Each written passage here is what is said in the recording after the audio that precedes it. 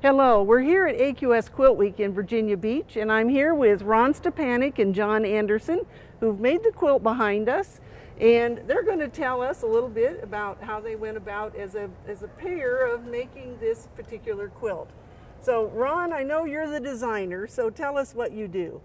Well, I do the design, I piece the quilts, and I write patterns for them. Okay. And then my abilities to quilt, they're not there, so I need to get someone really talented, and I'm very lucky I found John. Well, do you know what? I'm just like you. I have to quilt with my credit card. I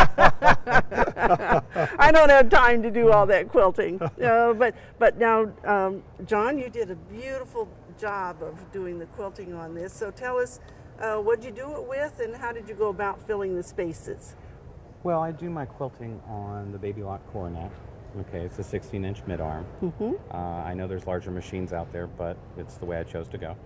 It works beautifully for what I do. And as far as filling the space, I took a look at this and I thought about how modern it is and how I wanted texture to make a big statement in the quilt without taking away from the piecing. And so I wanted to bring in just a few different textures. I wanted to keep it fairly simple, relatively, as far as designing the piecing, so that nothing would detract from the overall simplicity of the quilt itself.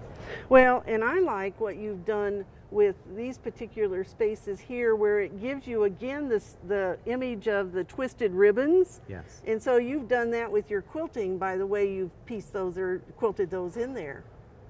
And then added the pebbling in there as well to give it extra texture. Yes. Well, and you know what? Everybody loves feathers, and obviously you love feathers too. I do. I don't think there's anything that fills a space like this any better than filling it with feathers in both sides, really. Yes, I do love my feathers. I use them in almost every quilt I do. Okay, and so Ron, you have designed more than just this particular pattern. Oh yes. Haven't you? Yes. Okay. And so how many patterns do you do like a year? Oh boy.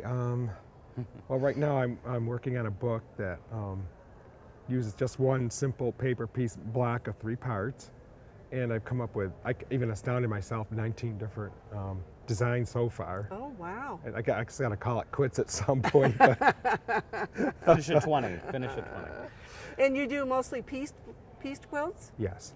Okay. Yes, and maybe I'll get into some other techniques in a while, but so far that's what I've been doing. And so have you entered other AQS quilting events? Yes, I have. This is my 7th entry. Oh, it is. I started off in Syracuse in 2016. In 2017, I was in Des Moines, Iowa, and Lancaster, and then 2018 in Lancaster, and this has been in Grand Rapids, Val Paducah, and now in Virginia Beach. All right. Well, and you know what?